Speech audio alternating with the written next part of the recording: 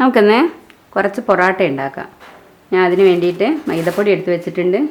ഈ ഗ്ലാസ്സിന് 3 ഗ്ലാസ് പൊടിയാണ് എടുക്കുന്നത്. ഏകദേശം ഒരു 10 പൊറോട്ടയോളം എന്തായാലും ഉണ്ടാവും 3 ഗ്ലാസ് പൊടി എടുത്തു കഴിഞ്ഞാൽ.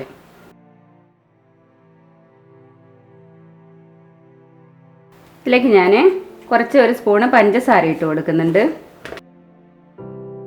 പാകത്തിന് ഉപ്പ് ചേർത്ത് കൊടുക്കുന്നുണ്ട്. ഒരു കോഴിമുട്ടയാണ് എടുത്ത് വെച്ചിട്ടുള്ളത്. ഞാനിപ്പോൾ തന്നെ ഉണ്ടാക്കുകയായതുകൊണ്ട് മഞ്ഞ കരുവും കൂടെ കൂട്ടിയിട്ടാണ് കുഴയ്ക്കുന്നത്. അല്ലെങ്കിൽ മഞ്ഞ ഒഴിവാക്കിയിട്ട് വെള്ളം മാത്രം ചേർത്തിട്ട് പൊറോട്ട ഉണ്ടാക്കാൻ മതി. നമ്മൾ കൂടുതൽ സമയം പൊടി വെച്ചിട്ട് കുഴച്ച് വെച്ചിട്ടാണ് ഉണ്ടാക്കുന്നതെങ്കിൽ മഞ്ഞ എടുക്കണം എന്നില്ല, വെള്ളം മാത്രം എടുത്താൽ മതി. ഞാനിപ്പം വേഗം തന്നെ ഉണ്ടാക്കാൻ വേണ്ടി ആയതുകൊണ്ട് മഞ്ഞയും കൂടെ ചേർത്താണ് എടുക്കുന്നത്. കുറച്ച് പാലും ചേർക്കുന്നുണ്ട്. ഇത്രയും പാലും ചേർക്കുന്നുണ്ട് ഇതിലേക്ക്. ഇനി ആവശ്യത്തിന് വെള്ളം ചേർത്ത് നമുക്ക് മാവ് കുഴച്ചെടുക്കാം.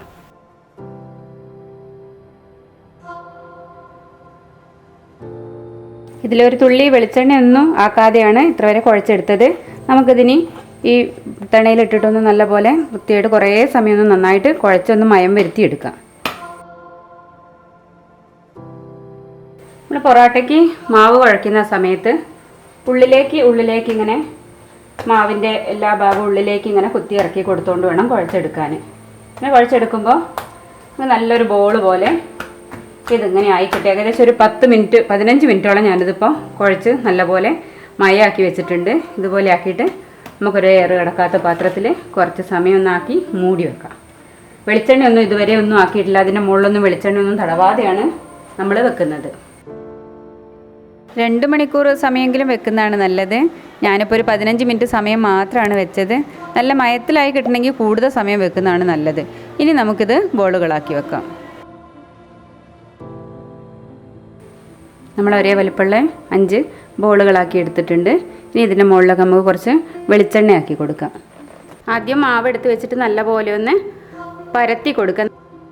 നമ്മൾ നല്ലൊരു മേശയിൽ വെച്ചിട്ട് വേണം അത് ചെയ്യാൻ. മേശ അല്ലെങ്കിൽ നല്ല വീതിയുള്ള അടുക്കളയിലത്താണ് നല്ല വീതിയുള്ളതാണെങ്കിൽ അവിടെ വെച്ച് ചെയ്താലും മതി. നല്ലപോലെ പരത്തി കൊടുത്ത ശേഷം നമ്മൾ ഈ കൈ ഇടത്തെ കൈയിനെ അടിയിലേക്ക് വെച്ചിട്ട് 4 വിരൽ അടിയിൽ വെച്ച് തള്ളവിരൽ മുകളിൽ വെച്ച് തിരിച്ച് ഇതേപോലെ വലത്തെ കൈയിൻ്റെ 4 വിരൽ മുകളിലും തള്ളവിരൽ അടിയിലുമായിട്ട് പിടിച്ചിട്ട് വേണം നമ്മൾ വീശി കൊടുക്കാൻ.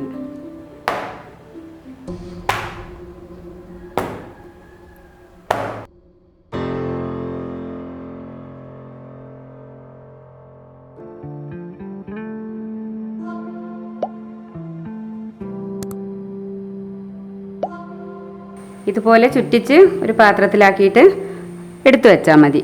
നമ്മൾ ചുടുന്ന സമയത്ത് മാത്രം ഇത് പരത്തിയാൽ മതി. കുറച്ച് വെളിച്ചെണ്ണയൊക്കെ ഇതിൻ്റെ മുകളിൽ നമ്മൾ ആക്കി കൊടുക്കണം.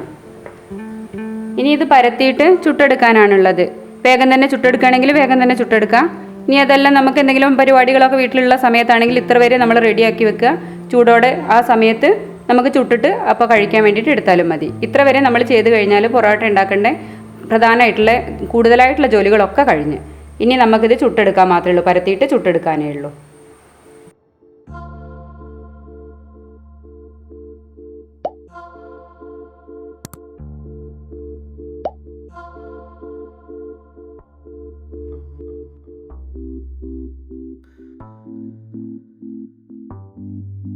ഞാൻ പൊറോട്ടയുടെ മുകളിൽ ഡാൽഡയാണ് തടവി കൊടുത്തത്. താല്പര്യമുള്ളവർ ഡാൽഡ എടുത്താൽ മതി, അല്ലെങ്കിൽ വെളിച്ചെണ്ണയാക്കിയിട്ട് തടവി കൊടുത്താലും മതി. ഒന്ന് പൊള്ളി വരാൻ വേണ്ടിയിട്ടാണ്. നമ്മുടെ പൊറോട്ട ഒന്ന് റെഡി ആയിട്ടുണ്ട്. 2 കൂടെ ആയാൽ നമുക്കിത് അടിച്ചെടുക്കാം. ഒന്നുകൂടെ ഒന്നാവട്ടെ. നമ്മൾ ചൂടോടെ വേണേ പൊറോട്ട അടിച്ചെടുക്കാൻ. നമ്മൾ ചുട്ടുവെച്ച് തണുത്ത് കഴിക്കാൻ നേരത്തൊന്നും എടുത്താൽ പോരാ, ചൂടോടെ പൊറോട്ട അടിച്ചെടുക്കണേ. അപ്പോൾ ഒരു 4 എണ്ണെങ്കിലും ചുട്ട് വെച്ചാൽ അത് ആ ചൂടോടെ കൈ പൊള്ളുന്നൊരു ചൂട് തന്നെയായിരിക്കും. അപ്പോൾ ആ ചൂടിൽ തന്നെ നമ്മൾ പൊറോട്ട അടിച്ച് നല്ലപോലെ അതിനെ ലെയറാക്കിയിട്ട് മാറ്റിയെടുക്കണം. അപ്പോഴാണ് നമ്മളെ പൊറോട്ട നല്ല മയത്തിലായി വരിക.